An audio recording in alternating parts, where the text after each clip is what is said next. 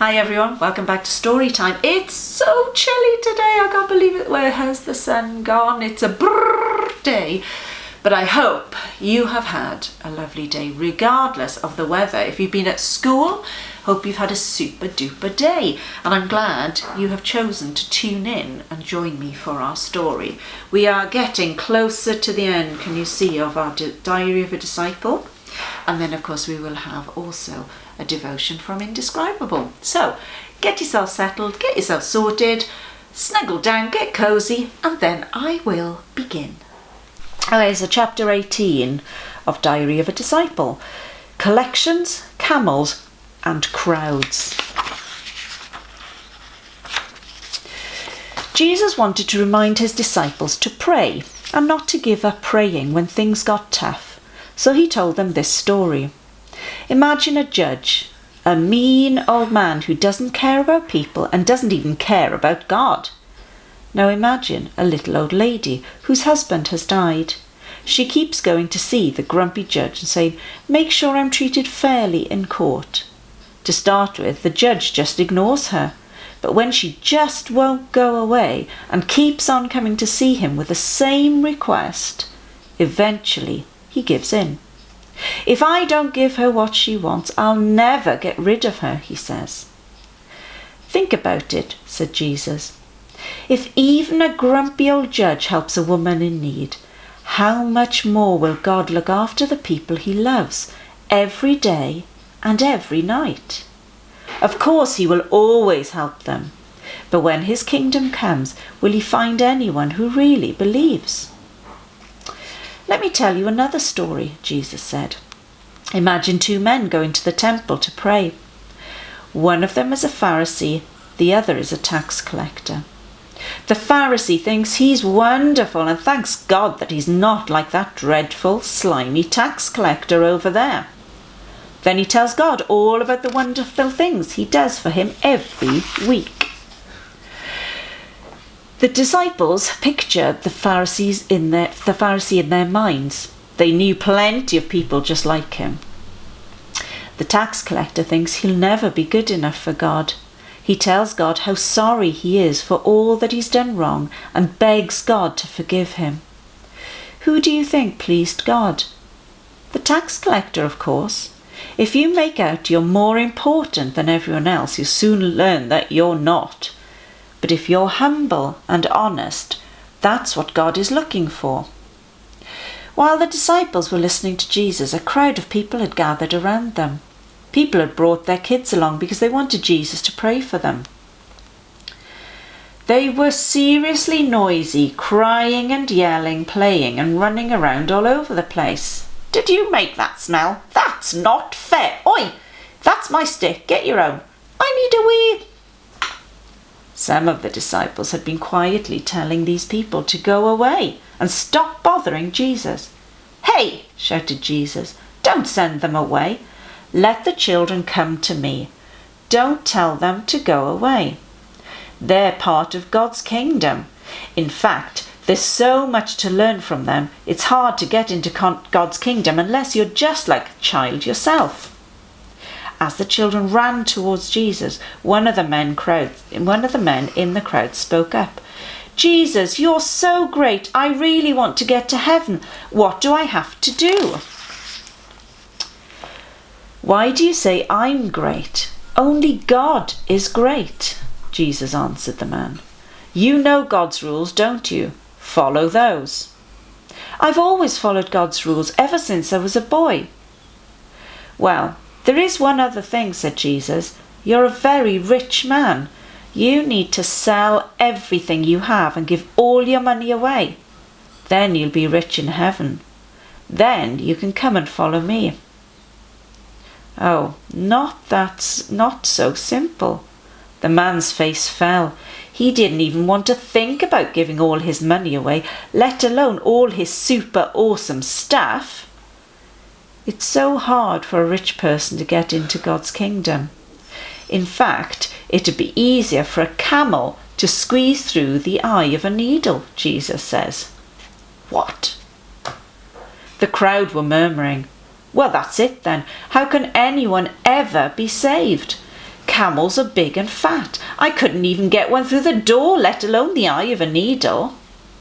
Jesus turned to face them all and said, "There are so many things that God can do that people can't do," Peter said. "But Jesus, we've already left everything to follow you." "Those who leave everything behind to follow me will be given good things by God, both now and when his kingdom is here." Sell everything? That's a pretty big ask, isn't it? The thing is, Jesus wasn't asking the man to sell everything he had because he thought he shouldn't have any money. What he was actually saying there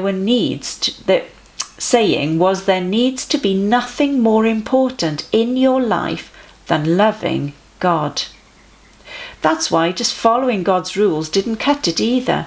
Following a set of rules doesn't mean that you love God, just that you're good at following rules. Jesus gathered the disciples around him. He wanted to talk to them on their own about something they still didn't understand. So, we're on the way to Jerusalem. Everything that's been said about the Son of Man will happen when we get there. He'll be handed over, beaten up, made fun of, and eventually he'll be killed. But 3 days later he'll be back. The disciples stood there and stared at Jesus. What on earth was he on about? When they were near the town called Jericho, they saw a man sitting at the edge of the road, staring into space. They thought he hadn't noticed them at first, but then they realised he was blind. "What's going on?" he asked. "I can hear all you people." People nearby said to the man, "It's that Jesus man from Nazareth." "Jesus, help me! Jesus, Son of David, help me!" shouted the man. "Shh!" said the disciples. "Stop making such a racket." "Jesus! Jesus!" said the man. Jesus stopped and turned. "Bring that man to me." Some of the crowd helped the man up and began to lead him over to Jesus. "What do you want?" Jesus asked the man. "Lord, I want to see." And he could. Let's go back. Jesus says, "Look and see." And he could. Straight away, the man could see. He couldn't believe his eyes. And he went with Jesus, thanking God, shouting at the top of his voice, "I can see!" Everyone who had seen what happened thanked God too. They were amazed. And now our devotional this evening is called When Stars Die. And the Bible in Matthew chapter 27 verses 50-51 says, "Again Jesus cried out in a loud voice. Then he died. Then the curtain in the temple split into 2 pieces." Stars are born and they also die. We usually think of dying as an ugly thing, but when a star dies, it is actually quite beautiful. Stars are basically big balls of gas. When that gas burns up, the star dies. Smaller stars shrink and become white dwarfs. Eventually, they stop shining completely and become black dwarfs. Bigger stars produce iron as they burn. The iron soaks up the star's energy like a sponge until it explodes into a supernova, a stunningly beautiful thing to see. When Jesus died on the cross, the suffering of his death would have been the most horrible thing to see, and the most beautiful. Beautiful? How could Jesus' death be beautiful? It was beautiful because of the reason he did it. Jesus chose to die so we could be saved from our sins.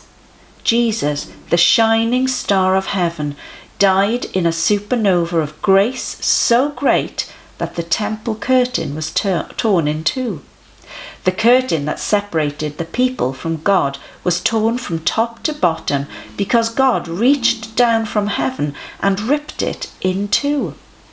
And because Jesus died, you and I can stand in front of God with all our sins washed away by the holiness of Jesus.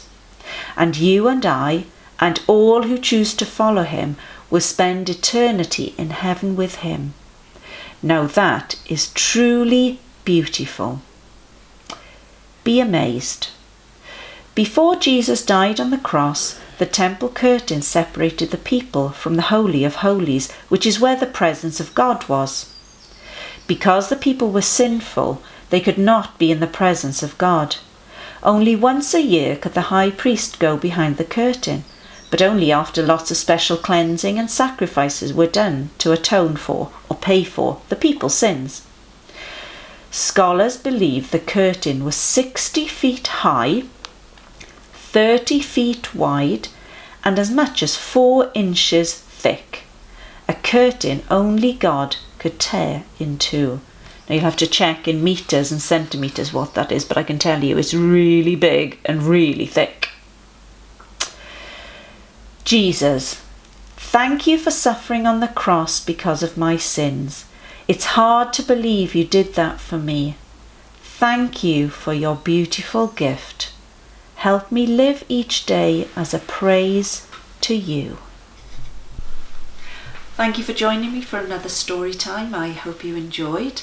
And when you think of the stars, when you look at the stars and you can imagine how amazing all that stuff is going on in the stars and so far away and all of that. Because of God's creation, it's awesome. It's so fantastic. And then maybe what you could do is look at the stars, and as you stare up at the stars, think about those supernovas, the exploding, dying stars, and you can remember Jesus died for you and me because he loves us so much. And as our little prayer in the devotion said, help me, or thank you for your beautiful gift, first of all, that beautiful gift that Jesus gave us, and help me live each day as a praise to you. So as I finish with prayer, I think that's what I'm going to pray for, is that we can live each day as a praise to God, as a thank you to God for what he's done for us. We are his creation and he loves us, so we can live our life knowing that, and that is absolutely amazing. So please do join me in a prayer. Dear God, we thank you for the beautiful thing that Jesus did for us because of your amazing love for us. So please help us to live each day as a praise to you, as a thank you to you for what you have done.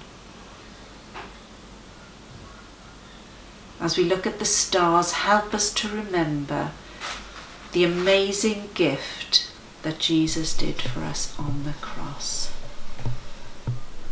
Amen. So thank you everyone. Join me again next week, Monday, Wednesday, Friday, for some more story time. But you can join me on Sunday for Junior Church. Check it out. There's stuff for everyone. So have a great day tomorrow. Enjoy yourself over the weekend. And join me on Sunday. I would love to see you there. Take care everyone, and I'll see you very soon. Bye bye.